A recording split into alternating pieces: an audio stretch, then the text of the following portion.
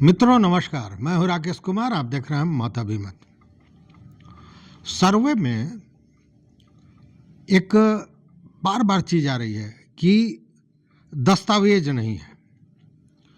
दस्तावेज नहीं है, जमीन पर आदमी काबिज है, खेती कर रहा है, जमीन उसके दखल कब्जा में है, लेकिन कोई भी वैसा पेपर नहीं है जिसके आधार पर वह उस जमीन की मलकियत को साबित कर सके। यह एक अच्छा, ऐसा केस एक नहीं है, हजारों केस है। वैसी स्थिति में क्या हो सकता है, इसको लेकर भी कई चीज़ें आई हैं सामने और इसको लेकर कुछ निर्देश भी विभाग द्वारा, राजस्व एवं भूमि सुधार विभाग द्वारा दिया गया है। देखिए, आप देखे होंगे कि जब जमीन में कोई विवाद होता है, जमीनी विवाद, और कोर्ट में वो मामला जाता है, तो लोग अपने अगल बगल के ज़मीन का दस्तावेज निकालते हैं।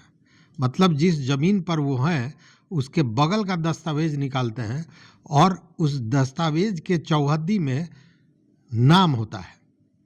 तो अगर हमारे पूरब में हमारा कोई प्लॉट है और उसके पूरब का कोई ज़मीन है जिसकी खरीद बिक्री हुई, हम उसका दस्तावेज निकालेंगे तो उसके चौहद्दी में उसके पश्चिम मेरा नाम होगा। मतलब कि यह एक अपने आप में साक्ष्य हो गया कि वहाँ पे मैं था उस समय जब ये ज़मीन की खरीद हुई थी। उसी तरह चारों तरफ ज़मीन है, हो सकता है कि सबकी खरीद बिक्री हुई हो सकता है कि उसमें एक ही तरफ हुआ हो। तो ये चौहद्दी जो होता है ज़मीन में, ये बड़ा महत्वपूर्ण होता है। जमीन को चिन्हित करने के लिए चौहद्दी बहुत बड़ा शस्त्र है। यही चौहद्दी जमीन की स्थिति को स्पष्ट करता है और यही आपके लिए साक्ष्य भी बनेगा अगर आपके पास दस्तावेज नहीं है और आपका दखल कब्जा है, जमीन आप ही की है, लेकिन दस्तावेज आपके पास नहीं है, कोई साक्ष्य नहीं है, जमाबंदी नहीं है, खतियान नहीं है। उस स्थिति में यह जो मैंने बताया चौहद्दी, दूसरे जमीन के चौहद्दी में अगर आप हैं तो यह अपने आप में एक साक्ष्य है कि आप वहाँ पे रहे हैं या हैं। वैसी स्थिति में जमीन आपके नाम से होगा, बशर्ते रसीद आपके होने चाहिए। अब होता क्या है कि बहुत आदमी यह भी कहेगा कि मेरे पास कोई दस्तावेज नहीं है। मतलब आपस में जब झंझट होगा तो आप देखिएगा इस तरह का होता है कि उनके पास कोई कागज़ नहीं है और रसीद तो उन्होंने गलत सलत करके कटवा लिया। लेकिन यहाँ अगर आपके पास दस्तावेज नहीं है, रसीद है और अगल बगल के ज़मीन के खरीद बिक्री के चौहद्दी में आप हैं, तो स्थिति स्पष्ट है और वह एक बहुत बड़ा साक्ष्य है कि इस ज़मीन का स्वामित्व आपका है और ऐसी स्थिति में उस ज़मीन का स्वामित्व आपके नाम से होगा, मतलब खाता आपके नाम से खुलेगा। लेकिन इसमें एक और लोचा है कि अगर ज़मीन पर आपका दखल कब्जा है, दस्तावेज नहीं है, जमाबंदी भी नहीं है, मतलब रसीद भी नहीं कट रही है, उस स्थिति में क्या होगा? तो अगर दस्तावेज नहीं है, जमाबंदी नहीं है, रसीद नहीं कट रही है, अगल बगल का जो ज़मीन की खरीद बिक्री है उसमें आपका नाम भी नहीं है, मतलब चौहद्दी में आप नहीं दिखाए गए हैं और आपके पास कोई रसीद भी नहीं है, तो वैसी स्थिति में ज़मीन आपके नाम से उसका खाता नहीं खुलेगा। वह खाता खुलेगा बिहार सरकार के नाम से। क्या हमने कहा? दस्तावेज नहीं है, जमाबंदी नहीं है, रसीद नहीं है, मतलब कोई साक्ष्य आपके पास नहीं है और अगल बगल के ज़मीन की खरीद बिक्री हुई है, अगर उसमें भी आप साक्ष्य नहीं दे पाते हैं तो उस स्थिति में उस ज़मीन का खाता जो खुलेगा वो बिहार सरकार के नाम से खुलेगा।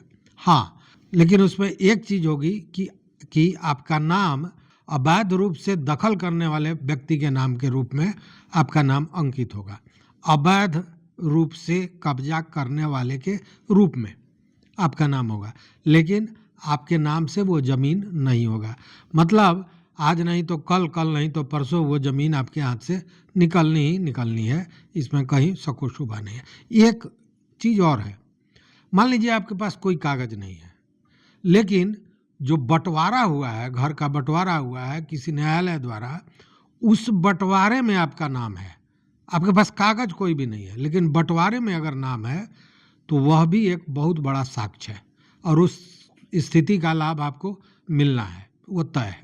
अब बार बार बंटवारे की बात आ रही है, तो केवल सक्षम न्यायालय ही नहीं, अगर आप 5 पटीदार हैं और पांचों ने हस्ताक्षर करके एक बंटवारा अपना दस्तावेज बनाया है, कागज बनाया अपने से, हस्तलिखित दस्तावेज है, या यूँ कहें कि पंच जैसे पंचायती होता है तो नहीं एक लिख लिया जाता है, तो उस तरह से लिखा हुआ है और उस पर सभी पटीदार का हस्ताक्षर है। तो उस स्थिति में जितने भी पटीदार का हस्ताक्षर है वो सारे हिस्सेदार होंगे, सारे के नाम से खाता खुलेगा। हाँ, अगर सभी चाहते हैं कि नहीं एक ही साथ खाता खुले तो सारे सहमति देंगे, एक ही साथ खाता खुलेगा।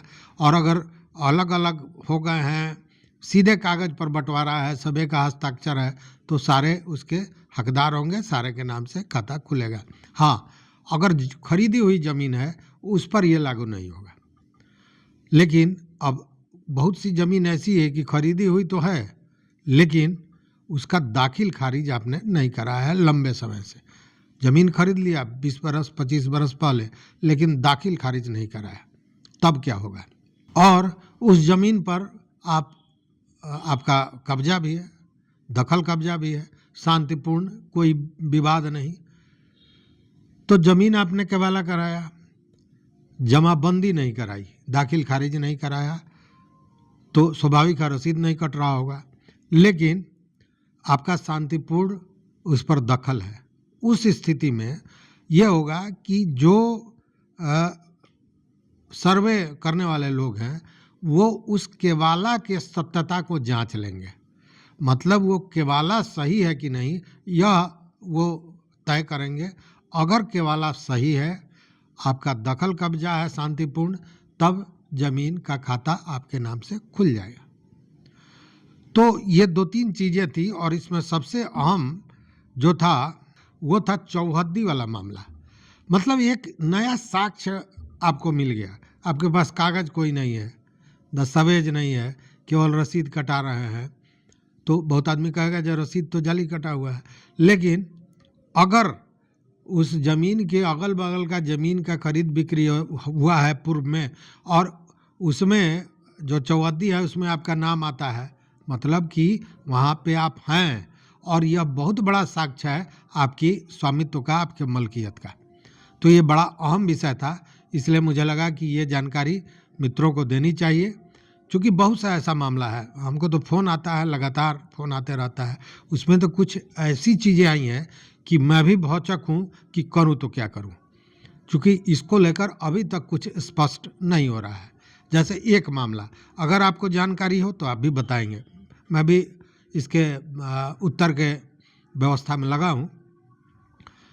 किसी का खतियानी ज़मीन है और खतियान आज का नहीं है, सर्वे का, कैडेस्ट्रल सर्वे या जो पूर्व में सर्वे हुआ था उसमें किसी का नाम है और उस ज़मीन पर 2-4 लोग और भी रहते हैं और उस व्यक्ति का जिसका नाम था उसका उत्तराधिकारी भी रहता है। अब जो ज़मीन पर उस ज़मीन पर दूसरे लोग हैं उनका कहना है कि बहुत पहले इस ज़मीन की नीलामी हुई थी जिसमें हमने ले लिया था, लेकिन उनके पास नीलामी का कागज़ नहीं है, दाखिल खारिज भी हो गया है, रसीद भी दे रहे हैं और ये 50 वर्ष से पूर्व की बात है। और अब वो व्यक्ति जिसके पूर्वजों के नाम पर वो खतियान था या सर्वे था वो कह रहा है कि मेरा है। अब ये विवाद का घर हो गया, चूँकि इनके पास नीलामी का कागज़ उपलब्ध नहीं है, बहुत पुरानी बात रही है। अब इस स्थिति में एक भ्रम का पैदा हो गया कि किसके नाम से होगा। हालांकि ये बताया गया है कि 50 वर्ष के पूर्व से अगर कोई उस पर रह रहा है शांतिपूर्ण उसका कब्जा है, कर रहा है, तो ज़मीन उसके नाम से होगा, उसका रैयत वो माना जाएगा, यह भी बताया गया है। लेकिन यह एक भ्रम तो पैदा होता ही है ना। तो इस स्थिति में आपको कोई जानकारी हो तो आप भी बताइए, हम भी देखते हैं। और इस वीडियो में बस इतना ही। देखते रहिए मत अभिमान। मित्रों, चैनल पर नए हो तो सब्सक्राइब कर लीजिए, लाइक कीजिए, दोस्तों के साथ शेयर कीजिए और अपना विचार जरूर दीजिए। देखते रहिए मत अभिमत। बहुत बहुत धन्यवाद, कोटिशः आभार।